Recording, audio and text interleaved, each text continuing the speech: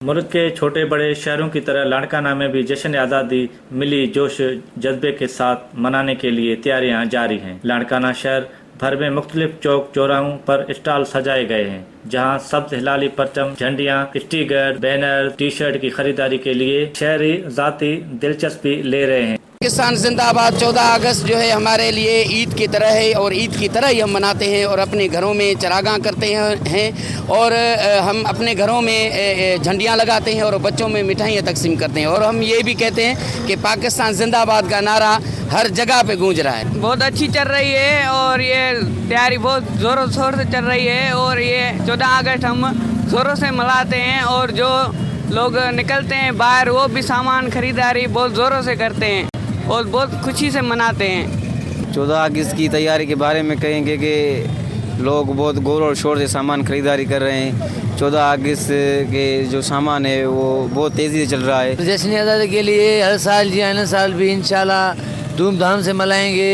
जो हमारा हाल है, पाकिस्तान को कभी भी जश्न आज़ादी में कमी नहीं पेश किए नहीं करेंगे।